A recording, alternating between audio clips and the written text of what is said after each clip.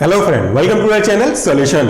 पिछले वीडियो में हमने बात किया कफ के बारे में, एक बेसिक इंट्रोडक्शन। ये देखा कि कफ होता क्या है, what is the meaning of reflex action of the particular cough, और कौन कौन से कीमो, मैकेनिज्म और आपके स्ट्रेस रिसेप्टर काम करते हैं एक बेसिक रफ लैंग्वेज के भाषा में। आज हम बात करने वाले हैं ऐसे सारे ड्रग के क्लासिफिकेशन के बारे में जो कि आपके कफ की प्रॉब्लम को ठीक करने और जो म्यूकस वाले कफ है इनको बॉडी से बाहर एक्सपेल करने में आपकी मदद करते हैं। तो मैं आपके लिए आज कुछ ऐसे बेसिक इंग्रेडिएंट को दिखाने लाने वाला हूं जिसकी सहायता से आप ये समझ पाएंगे कि जो हाउस होल्ड मेडिकेमेंट है या जो कुछ परचेस किए जाने वाले सिरप हैं, एलोपैथिक मेडिसिन है, ये काम कैसे करते हैं और वो किस कैटेगरी में रखे गए हैं। आज का ये वीडियो आपके लिए बहुत ही इंपॉर्टेंट होगा क्योंकि जब आप आपकी क्लासेस को देखेंगे और उनके रेस्पेक्टिव एग्जांपल को लाइव देखेंगे जिनको ऑलरेडी आपने यूज किया हुआ है, तो आपको कॉन्सेप्ट बहुत अच्छे से क्लियर हो जाएगा। और साथ साथ ये भी देखेंगे कि इनकी ऐसी कौन सी प्रॉपर्टी है, इनके काम करने का मैकेनिज्म ऑफ एक्शन क्या है, ताकि आप मेन एग्जाम में बिना रट्टा मारे अपने लॉजिक को यूज करते हुए काफी अच्छे से एक्सप्लेन कर सके। तो सबसे पहले मैं आपके लिए एक कुछ एग्जांपल दिखाने वाला हूं कि मैं कौन कौन से एग्जांपल को यूज करूंगा। इसके बाद मैं व्हाइट बोर्ड पे आऊंगा जहां पे हम रेस्पेक्टिव क्लासिफिकेशन को देखेंगे सिस्टमिक तरीके से। इसके बाद हम बात करेंगे दोबारा से आकर के इन्हीं एग्जांपल पे कि कौन कौन से एग्जांपल को आपने किन किन कैटेगरी में देखा और समझा। सबसे पहले शुरू करता हूं मैं कुछ बेसिक एग्जांपल की। आपके घर में आपने देखा होगा ये पुदीने की पत्ती है।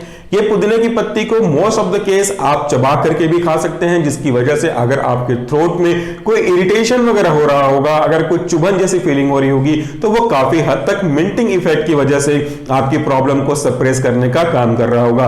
आपने टीवी में विक्स का एड भी देखा होगा, स्ट्रेप्सिल्स का ऐड भी देखा होगा, ऐसे कई सारे ऐसे कफ सिरप के भी ऐड देखे होंगे जो थ्रोट के इरिटेशन को कम करने का काम करते हैं।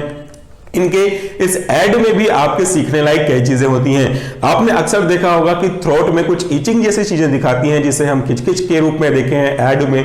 तो ये जब हम कफ सिरप लेते हैं, कफ ड्रॉप लेते हैं, विक्स या कुछ ऐसे लोजेंजेस लेते हैं, तो ये आपके उस इरिटेटेड सब्सटेंस को यानी कि इरिटेंट को रिमूव करके मास्क करने का काम करते हैं। तो आज के इस प्रोडक्ट में जो भी आपको मैं डेमोस्ट्रेट करूंगा उसका किसी भी प्रोडक्ट के एंडोर्समेंट से कोई लेना देना नहीं है, आपके बेसिक कॉन्सेप्ट को क्लियर करने के लिए है। तो सबसे सिंपल अवेलेबल हमारे पास जो हर्ब है कफ को ठीक करने के लिए, थ्रोट इन्फेक्शन को, इरिटेशन को कम करने के लिए, वह है हमारे मिंट की पत्ती, पुदीने की पत्ती।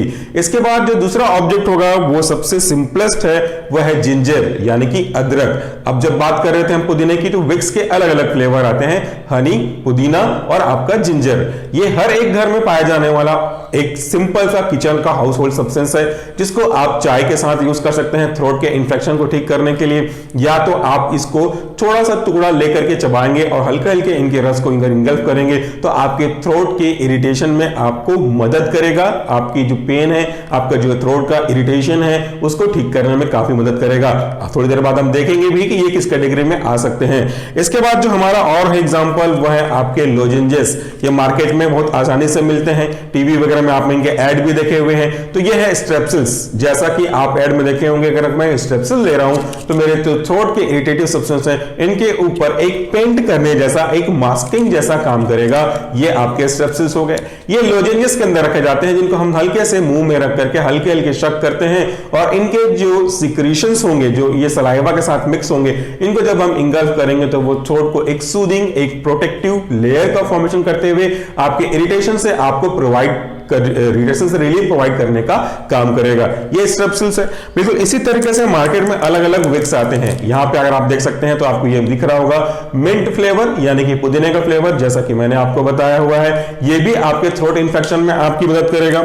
दूसरा है हमारा विक्स का ही जिंजर फ्लेवर, जो कि आपके थ्रोट के इन्फेक्शन, इरिटेशन या इस तरह की इचिंग को रिलीफ देने में भी आपकी काम आएंगे। फिर हम बात करते हैं एक और विक्स के फ्लेवर की। तो जिंजर के साथ साथ कई बार हनी फ्लेवर में आते हैं, तो ये उन हनी फ्लेवर में से है। उसके साथ साथ लोजेंजेस के और इंपॉर्टेंट एग्जांपल हैं हमारे कफलेट, जो कि काफी अच्छा आयुर्वेदिक ट्रीटमेंट है। इसके इंग्रेडिएंट आप देखेंगे तो आपको और भी ज्यादा समझ में आ जाएगा कि ये किस कैटेगरी में बिलोंग करते हैं, कैसे ये हमारे जो थ्रोट इन्फेक्शन है, इरिटेशन है, इनको कम करने में आपकी मदद करेंगे। अब उसके बाद हम बात करते हैं एक और मेन इंग्रेडिएंट की, जो कि काफी सारे आयुर्वेदिक प्रिपरेशन में पाए जाते हैं और आपके कॉग्नोसी लैब में भी आप देख सकते हैं। यह है लिकोराइस, या जिसे हम साधारण भाषा में मुलेठी कहते हैं। ये आपके थ्रोट के इरिटेशन के लिए, सोर के लिए, पेन के लिए काफी अच्छा एक हर्बल मेडिसिन है। इसको अगर आप मुंह में थोड़ा टुकड़ा रख करके सक करते हैं, चीव करते हैं, तो आपको एक मीठा और सूदिंग और कूलिंग सेंसेशन मिलेगा जो कि आपके उस इरिटेशन को मास्क करने का काम करेगा जिनकी वजह से थ्रोट इंफेक्शन हो रहे हैं। लगभग जो कफलेट आपने देखा या काफी सारे जो कफ ड्रॉप आप देखने वाले हैं या कुछ ऐसे टैबलेट देखने वाले हैं, ग्रेन्यूल्स देखने वाले हैं, इनका मेन इंग्रेडिएंट यही मुलेठी होता है और एक काफी अच्छा इफेक्टिव रिलीफ प्रोवाइड करेगा आपको। उसके बाद हम बात करते हैं एक और सब्सटेंस की जिसका एक्टिव इंग्रेडिएंट मुलेठी, आपके क्लोव, कैम्फर, आपके पुदीने की पत्ती, तुलसी के एक्सट्रैक्ट, ऐसा सब कुछ है। वह है मार्केट में मिलने वाले कुछ इस तरह के टैबलेट्स योगी कंट्री का। आप इनके पीछे का इंग्रेडिएंट भी देख सकते हैं। ये इंग्रेडिएंट आपको काफी कुछ बताएगा कि उनके काम करने के तरीके क्या हुए। ये तो बात हो गई कुछ बेसिक यूज करने वाले सब्सटेंस की। अब हम बात करते हैं एक मेजर सबके घर में पाया जाने वाला कंपोनेंट, दैट इज हनी। अगर आप इस हनी को यूज करना जानते हैं तो आपने ये भी देखा होगा कि जैसा थोड़ी देर पहले ही हमने बताया था कि विक्स की गोली में हनी भी यूज होती है। तो ये जो हनी है एक बेसिकली विस्कस लिक्विड है, हर घर में पाया जाएगा। इसके कई सारे यूज है। अगर आप एक चम्मच हनी को यूज करते हैं तो आपके थ्रोट में एक पेंट के जैसा काम करना शुरू करेगा, एक प्रोटेक्टिव लेयर को बनाते हुए जाएगा जो कि उस इरिटेंट को मास्क करेगा, जिसके इरिटेशन होने की वजह से हमारे टस्क सेंटर एक्टिवेट होते हैं, मेकेनो कीमोरेसेप्टर एक्टिवेट होते हैं और हम फिर टस्क यानी कि कफ यानी कि खांसी, जिसको हम साधारण भाषा में ठसका भी बोल सकते हैं, ये प्रोवाइड होते हैं। तो उनको मास्क करके ये रिलीफ करने का काम करते हैं। अब मैं बात करता हूं कुछ एलोपैथी प्रिपरेशन की। तो बिल्कुल आप यहाँ पे दो ऐसे सिरप देख रहे हैं जो देखने में लगभग एक जैसे हैं, इनके ब्रांड भी एक जैसे हैं, जिसका हमको ब्रांड से कोई लेना देना नहीं है। दोनों के नेचर के बारे में बात करने हैं। ये जो आप देख पाएंगे इनमें अलग अलग इंग्रेडिएंट लगे हुए हैं, जिसको हम वीडियो के आखिरी में समझेंगे कि कौन सी कैटेगरी के अंदर आते हैं। और इनका जो काम है वो सप्रेस करना होता है कफ को। और जो आप एक और कफ सिरप देख रहे हैं बिल्कुल सेम ब्रांड का है, सेम नाम का है, लेकिन इसका जो फॉर्मूला है वो अलग है और इनका जो बॉक्स का कलर है आइडेंटिफिकेशन पर्पस के लिए ये भी अलग है। तो इनके अंदर के इंग्रेडिएंट अलग होंगे तो पक्का इनके काम करने के तरीके अलग अलग होंगे। यहां पे मैं एक जानकारी आपके लिए और प्लॉट करने वाला हूं, वो ये है कि अगर आप इस दो कप सिरप के पैकेट को देख रहे हैं तो एक लगभग ग्रीन और ब्लू कलर में और दूसरा रेड कलर में है। तो यहां पे जो आप एग्जांपल देख रहे हैं अपने रेस्पेक्टिव व्हाइट बोर्ड में, और जिस भी एग्जांपल के सामने जो भी कलर का सर्कल बना हुआ है वो उस कप सिरप के इंग्रेडिएंट के नाम है। जैसे ये अगर आप ग्रीन कलर के कप सिरप देख रहे हैं तो ये जो आपका अमोनियम क्लोराइड है वो इस ग्रीन कलर के सिरप का एक इंग्रेडिएंट है। तो डिटेल से मैं आपको वीडियो के बाद में बताऊंगा। तो ये हो गई एक इंपॉर्टेंट जानकारियां जो कि आपके मेन एग्जाम के लिए बहुत ही इंपॉर्टेंट है। चलिए अब स्विच करते हैं हम अपने व्हाइट बोर्ड पे, फिर लास्ट में दोबारा आएंगे इन्हीं एग्जाम्पल पे। चलिए अब देखते हैं हमारे आज के ऐसे ड्रग के क्लासिफिकेशन को जो कि कफ की प्रॉब्लम को रिलीव करने में मदद करते हैं।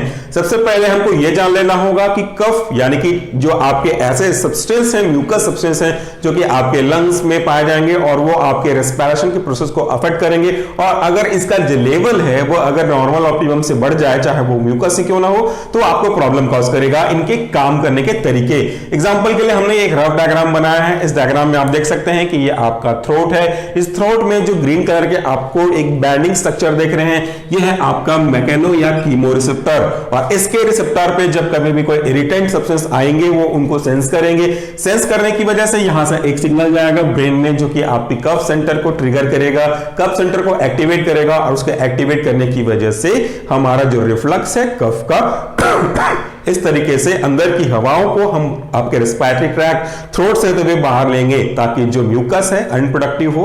तो अगर आप सूखी कफ की बात करिएगा, अगर प्रोडक्टिव है तो कुछ म्यूकस में, और अगर कोई ऐसे सब्सटेंस फॉरेन सब्सटेंस अंटर करना चाहते हैं जिनकी वजह से इरिटेशन हो जाएगा, चाहे कोई मच्छर हो, कोई इरिटेंट हो या कोई डस्ट पार्टिकल हो या कोई गलती से इंजेक्ट हुआ कोई सब्सटेंस हो, तो उसको हम बाहर ही फोर्सफुली रिमूव कर सकते हैं वाया रिफ्लक्स एक्शन। तो ये है उनके काम करने के मेन तरीके, एक मेन पाथवे। अब देखिए क्लासिफिकेशन करना चाहें अगर हम ऐसे ड्रग को तो अलग अलग क्लास में क्लासिफाई कर सकते हैं, बहुत ही इंपॉर्टेंट है। सबसे पहला है फेरेंजियल डिमल्सेंट, दूसरा होगा आपका एक्सपेक्टोरेंट और इसी को हम कहते हैं म्यूकोकाइनेटिक, तीसरी क्लास होगी एंटीटसिव या कफ सेंटर सप्रेसेंट, और चौथा जो क्लास होगा हमारा वो होगा एडजेवेंट थेरेपी, और इसके अंदर हम ब्रोंकोडायलेटर के बारे में बात करेंगे। सबसे पहले पहली क्लास जिसका नाम है फेरेंजियल डिमल्सेंट, यानी कि ऐसे एजेंट जो कि आपके फेरेंक्स वाले पार्ट को आपको सूद करने का काम करेंगे, एक सूदिंग लेयर बनाने का काम करेंगे, एक प्रोटेक्टिव कवरिंग करने का काम करेंगे। और इसकी वजह से क्या होगा इसकी वजह से जो इरिटेटिव सब्सटेंस हैं वो मास्क हो जाएंगे और उनको इरिटेशन करने के लिए एक जगह प्रॉपर नहीं मिलेगी और वो आपके कफ सेंटर को ट्रिगर आउट नहीं कर पाएंगे। ये उनके काम करने के तरीके हैं। इनके अंदर के एग्जांपल की अगर आप बात करते हैं तो उनके अंदर एग्जांपल आते हैं आपके लोजेंजेस, सिरप, आपके लिकोराइज और ग्लिसरीन, जिसके बारे में हम आपको शुरू में कहा था कि ये जो आपके लोजेंजेस है वो एक छोटे छोटे टैबलेट जैसे, एक चॉकलेट जैसे होते हैं जो मेडिकेटेड होते हैं और इन्हीं को हम most of the case cough drop भी कहते हैं। इनके अंदर आयुर्वेदिक और काफी हद तक आपके घर में यूज होने वाले जो स्पाइसेस हैं इनको मिक्स करके बनाया जाता है ताकि ये आपके गले में थ्रोट के इंफेक्शन को, इरिटेशन करने वाले सब्सटेंस को प्रोवाइड से आपको रिलीफ प्रोवाइड कर सके। फार्माकोलॉजी के जो ड्रग एक्टिंग है उनके प्रिंसिपल के अकॉर्डिंगली इरिटेशन भी एक प्रिंसिपल है, तो इसी प्रिंसिपल को फॉलो करते हैं, एक सूदिंग लेयर अप्लाई करते हैं, एक इरिटेंट को मास्क करते हैं।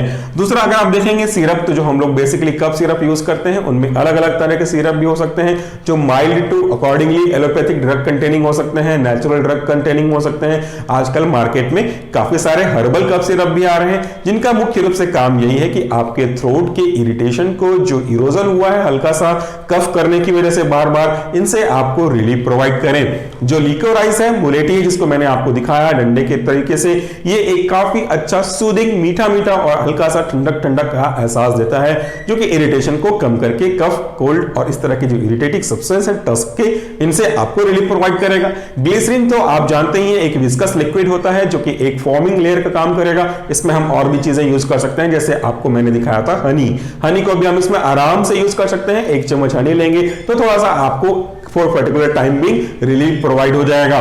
दूसरा है हमारा जो एक्टिव दूसरा सब्सटेंस है, हम क्लासिफिकेशन के बारे में बात करें, मैकेनिज्म के लिए अगली वीडियो से स्टार्ट करेंगे। दूसरा है एक्सपेक्टोरेंट या इसी को हम बोलते हैं म्यूकोकाइनेटिक। म्यूकोकाइनेटिक या एक्सपेक्टोरेंट का मतलब क्या हुआ?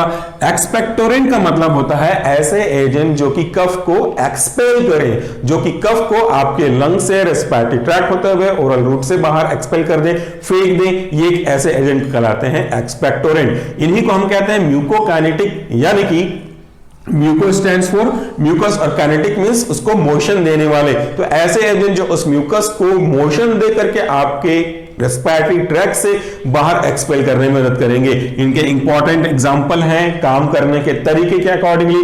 पहला जो हमारा सब क्लास है वह है सिक्रीशन इनहेंसर, यानी कि ऐसे ड्रग जो कि म्यूकस के पतले पतली, यानी कि एक प्रकार से बोला जाए तो डाइल्यूट सिक्रीशन को इंक्रीज करते हैं। और इसकी वजह से क्या होगा? इसकी वजह से जो गाढ़ा म्यूकस कफ बना है, फिल्गम बना हुआ है, इनमें डाइल्यूशन शुरू हो जाएगा, ये पतले होने चले जाएंगे। और कोई भी चीज जो कि विस्कस है, इसमें अगर वाटर सब्सटेंस को ऐड करूं तो वो लेस विस्कस बदलते जाएगा।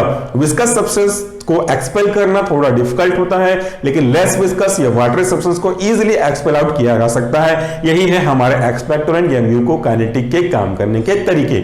इनके अंदर का पहला तरीका है सिक्रीशन इनहेंसर, और इसके अंदर के एग्जांपल देखिए, पोटेशियम साइट्रेट, पोटेशियम आयोडाइड और टोलुबाल्सम। इनके साथ साथ जो हम लोग एक आयुर्वेदिक प्रिपरेशन की बात करते हैं तो उनमें वसा का यूज होता है। और अगर हम बात करेंगे दोबारा सिंथेटिक केमिकल्स की तो वह है अमोनियम क्लोराइड। अब यहाँ पे अमोनियम क्लोराइड में आप एक ग्रीन कलर का सर्कल देख रहे हैं, यानी कि ये उस टाइप के ग्रिलिंगटस सिरप के अंदर का कॉन्स्टिट्यूएंट है जो आपको अभी थोड़ी देर पहले हरे कलर के पैकेज में देखा था, यानी कि आपके कफ सप्रेशन के केस में। दोबारा रिवाइज करूंगा इसको आज आखिरी में। दूसरा हम बात करते हैं म्यूकोलाइटिक के बारे में। म्यूकोलाइटिक का मतलब क्या हुआ? म्यूको मतलब म्यूकस और लाइटिक्स मतलब उसको ब्रेक करने वाला, यानी कि कोई ऐसे एजेंट जो कि गाढ़े चिपचिपे फिल्गम म्यूकस को ब्रेक करके उसको पतला करने का काम कर रहा होगा, उनके बीच में प्रेजेंट बॉन्ड्स को ब्रेक करने के काम कर रहे होंगे, ऐसे ही एजेंट को हम बोलते हैं म्यूकोलाइटिक्स। इनके अंदर का एग्जांपल देखिए, इनके अंदर का मेन बहुत इंपॉर्टेंट एग्जांपल है आपका ब्रोमहेक्सिन, ये आपको याद रखना होगा। और यहाँ पे आप रेड कलर का सर्कल देख रहे हैं, यानी कि आपकी ग्रेडियंटस रेड बीएम की केस में आप देखेंगे इसको। दूसरा है एम्ब्रोक्सोल, तीसरा है आपका एसिटाइलसिस्टीन, और आखिरी फिर बहुत इंपॉर्टेंट एग्जांपल में से एक है आपका कार्बोसिस्टीन। इसके बाद हम बात करते हैं एंटी टसिव ड्रग की, जिसको हम बोल सकते हैं कफ सेंटर सप्रेसेंट, यानी कि ऐसे ड्रग जो कि टस्क को ठीक करते होंगे, जो कि एक सूखी ठसके को कम करने का काम करते होंगे, ये कहलाते हैं हमारे एंटी टसिव ड्रग। और ये काम करने के तरीके अकॉर्डिंगली कहलाते हैं कफ सेंटर सप्रेसेंट, यानी कि वो जो कफ सेंटर आप देख रहे हैं जिसकी वजह से सेंसेशन करने की वजह से रिफ्लक्स यानी कि टस्क जनरेट हो रहा है, इसी सेंटर को ये सप्रेस कर देंगे, थ्रेशोल्ड को बढ़ा देंगे ताकि ये काम करना, असर दिखाना शुरू करे और जो टस्क का मेन कारण है वो टस्क कॉज ना करा पाए। इनकी detail mechanism of action respectively इनकी वीडियो में आने वाले समय में आपको मिल जाएंगे। इसके एग्जांपल की अगर बात करता हूं तो 3 कैटेगरी है इनकी।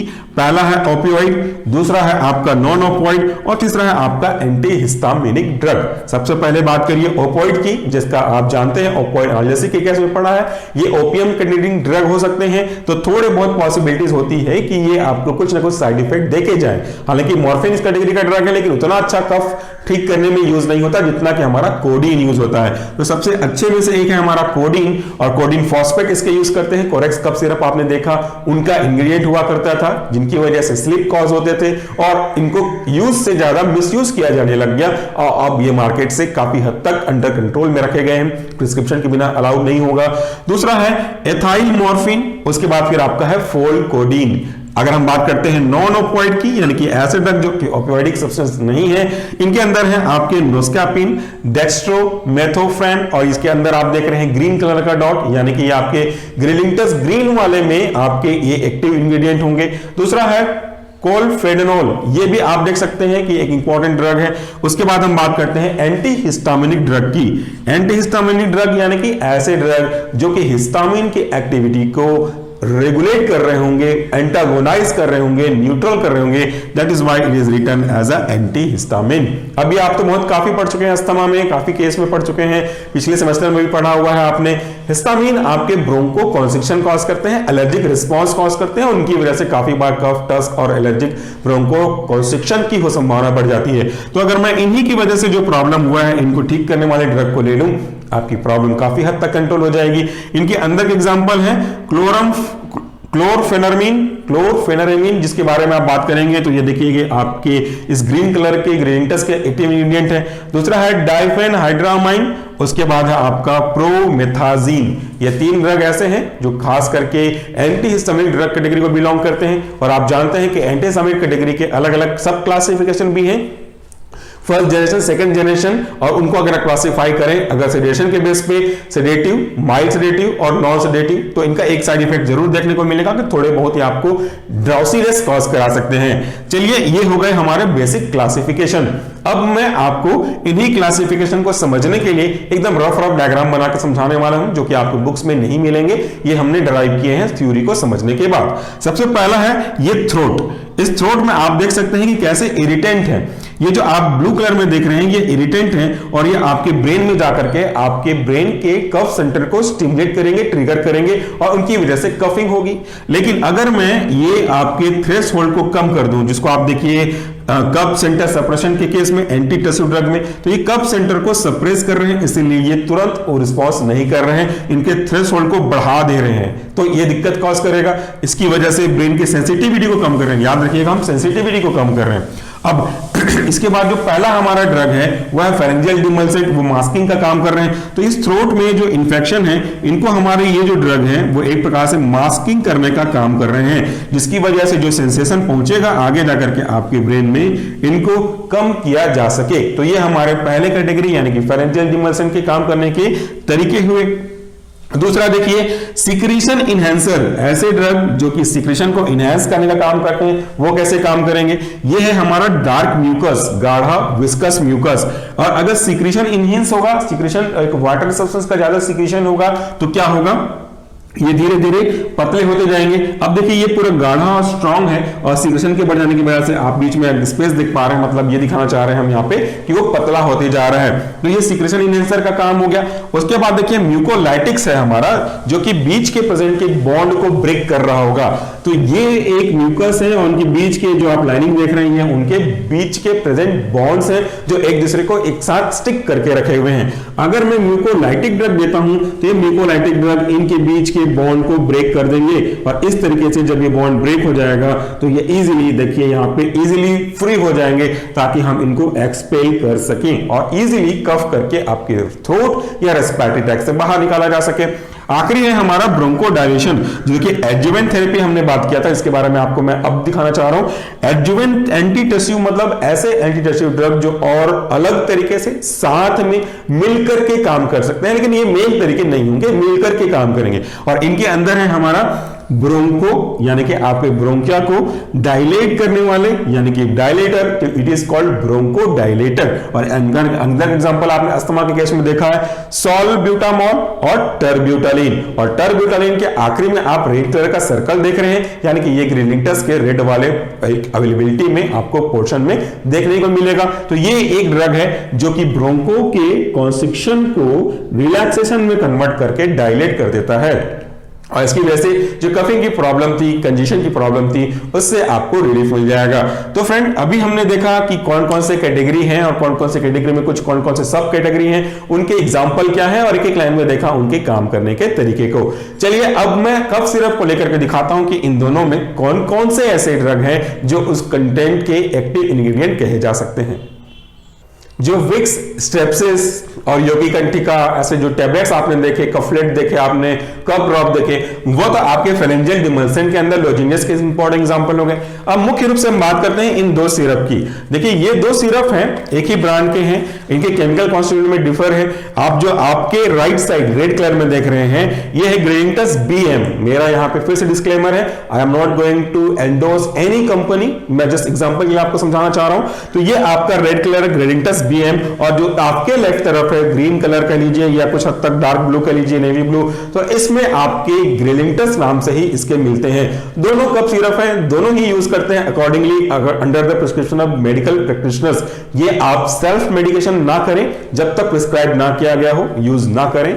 अब इसके कंटेंट की मैं बात करता हूं, तो चलिए सबसे पहले ग्रेनिंगटस के एक नॉर्मल ग्रीन वाले वर्जन की बात कर लें। यहां पे कहां ग्रीन लगा है आप ये देखिए, सबसे पहले लगा हुआ है अमोनियम क्लोराइड। इसमें देखिए अमोनियम क्लोराइड है, अमोनियम क्लोराइड सिर्फ। ये अमोनियम क्लोराइड किस कैटेगरी का है? ये अमोनियम क्लोराइड है हमारे सिक्रीशन इनहेंसर का, यानी कि ये आपके म्यूकस के पतली परत को सिक्रीट करेंगे, जिसकी वजह से आपका जो विस्कोसिटी ऑफ कफ है वो पतला हो सके। और ये किस कैटेगरी के अंदर का है? ये तो सब कैटेगरी हुआ सिक्रीशन इनहेंसर। ये है एक्सपेक्टोरेंट यानी कि म्यूकोकाइनेटिक, जो कि आपके कफ को एक्सपेल करने में आपकी मदद करे। दूसरा ग्रीन कलर कहां लगा हुआ है? डेक्स्ट्रोमेथाफेन में। यहां पे देखिए डेक्स्ट्रोमेथाफेन है। ये डेक्स्ट्रोमेथाफेन किस कैटेगरी और क्या किस सब कैटेगरी का है? Dextromethorphan is under the non opioid. और ये नॉन ओपियोइड किसके अंदर है? एंटीटसिव यानी कि कफ सेंटर सप्रेसेंट, जो कि कफ के सेंटर को सप्रेस करेगा थ्रेशोल्ड को बढ़ा करके। ये दूसरा एग्जांपल हो गया। अगला लगा हुआ है हमारा क्लोरफेनारामीन, यानी कि ये है हमारा एंटी हिस्टामिनिक ड्रग। और एंटी हिस्टामिनिक ड्रग फिर से अंदर आ जाएंगे एंटीटसिव कफ सेंटर सप्रेसेंट के। तो ये हिस्टामिन की वजह से जो एलर्जिक रिस्पॉन्स जनरेट हुए हैं, कंस्ट्रक्शन हुए हैं, इनको ठीक करने में आपकी मदद करेगा। तो 1 2 3 तीन इंग्रेडिएंट हमने देखे यहां पे आपके ग्रेनिंगटस के नॉर्मल सिरप में। अब बिल्कुल ऐसा ही कर लेते हैं हम ग्रेनिंगटस BM के रेड वाले पैकेट के साथ में। मैं जस्ट आपको कलर दिखा रहा हूं ताकि आप समझने में आसानी हो, हालांकि केमिकल कॉन्स्टेंट के बारे में ज्यादा डिटेल अपन नहीं जाएंगे अभी फिलहाल। तो देखिए इसके अंदर कौन कौन से कंपोनेंट हैं। रेड कहां पे लगा हुआ है? ब्रोमहेक्सिन में। ब्रोमहेक्सिन इसमें है, देखिए आपका है ये terbutaline sulphate and bromhexine hydrochloride syrup. Bromhexine किसके अंदर का एग्जांपल है? म्यूकोलाइटिक के, यानी कि जो म्यूकस को पतला करके एक्सपेल करने में आपकी मदद करेंगे। और ये म्यूकोलाइटिक किसके अंदर का है? फिर से एक्सपेक्टोरेंट यानी कि म्यूकोकाइनेटिक के अंदर में है। ये चीजें आपको याद रहेंगी। दूसरा रेड कहां पे है हमारा? ये है टर्ब्यूटालिन। आप यहां भी देखिए टर्ब्यूटालिन, और टर्ब्यूटालिन हमारे एडजुवेंट एंटीटसिव यानी कि ब्रोंकोडायलेटर के अंदर के एग्जांपल है कि ये ब्रोंकिया को थोड़ा सा डायलेट भी कर सकता है, और इसके कुछ अनवांटेड इफेक्ट भी देखने को मिलेंगे। लिथर्जी, वीकनेस, थोड़े से शिवरिंग इफेक्ट देखने को मिलेंगे। आप मसल की स्ट्रेंथ थोड़ा सा कमजोर फील करेंगे। ये इनके कुछ इंपॉर्टेंट अनवांटेड या तो साइड इफेक्ट हैं। सो फ्रेंड ये चीजें आपको याद रखनी होंगी। अब इनमें अगर आप बात करेंगे स्पेसिफिक तरीके की जो कि आपको मैं समझाने वाला हूं, वो उनके नीचे का एक छोटा सा टैग लाइन है। रेड कलर में लिखा हुआ है ग्रेनिंगटस BM और उसके नीचे लिखा हुआ है ब्रोंकोडायलेटर म्यूकोलाइटिक। यानी कि ब्रोंकोडायलेटर, एडजुवेंट एंटीटसिव, ब्रोंकोडायलेटर के अंदर टर्बिटलिन आपने देखा, और दूसरा लिखा हुआ है म्यूकोलाइटिक। म्यूकोलाइटिक देखिए, म्यूकोलाइटिक में आप देख सकते हैं कि ये ब्रोमैक्सिन लगा हुआ है, इस तरह की चीजें, तो ये म्यूकोलाइटिक के हैं। दूसरा आप ग्लेंटस के नॉर्मल वाले सिरप के पैकेट में देखेंगे तो लगा हुआ है एंटी एलर्जिक, एंटी एलर्जिक यानी कि आपका इस तरह से एंटी हिस्टामिनिक ड्रग, देखिए एंटी एलर्जिक ड्रग क्या आते हैं। दूसरा लिखा हुआ है नॉन नार्कोटिक, तो नॉन नार्कोटिक में देखिए नॉन ओपियोइड आपके डेक्स्ट्रोमेथाफ्रेन। साथ में लिखा हुआ है कफ सप्रेसेंट, कफ सप्रेसेंट यानी कि आपके इस तरह के जो सब्सटेंस होंगे इनको सप्रेस करके काम करेंगे। तो जब आप कभी भी पढ़ते हैं, कोई भी लॉजिक लगाते हैं, तो आप सबसे पहले इनके जो प्रोडक्ट अवेलेबल हैं उनकी स्लिप्स देख लीजिए करिए, उनकी फार्माकोकाइनेटिक डायनेमिक देख लिया करिए। आप जो घर में यूज करते हैं उनको लॉजिकली अपने एग्जांपल के साथ कोरिलेट कर लें, कभी भी आपको रट्टा मारने की आवश्यकता होगी ही नहीं, क्योंकि सारे क्वेश्चंस के आंसर तो आपके घर में, आपके आसपास ही हैं। Because where there is a problem there is your solution, so the solution pharmacy is always with you. So friend, that's all for the day. आज का रेफरेंस की मैं बात करूं तो सिंपल सा क्लासिफिकेशन था, इसे किसी भी बुक से देख सकते हैं, बट हमने फॉलो किया है केडी त्रिपाठी का 8th एडिशन। स्क्रीनशॉट लेना चाहेंगे डायग्राम्स के लिए, कुछ इंपॉर्टेंट मार्क के लिए, तो आप बिल्कुल स्क्रीनशॉट ले सकते हैं। So at last, thank you very much for watching this video. नमस्कार, उम्मीद करता हूं कि आपको हमारे एक्सप्रेशन समझ में आए होंगे। कोई डाउट होगा, कोई कंफ्यूजन है, कोई क्वेरी से रिलेटेड टू दिस वीडियो, तो आप डेफिनेटली कमेंट बॉक्स में पूछ सकते हैं। सजेशन, आपके फीडबैक का हमें इंतजार रहेगा। नमस्कार।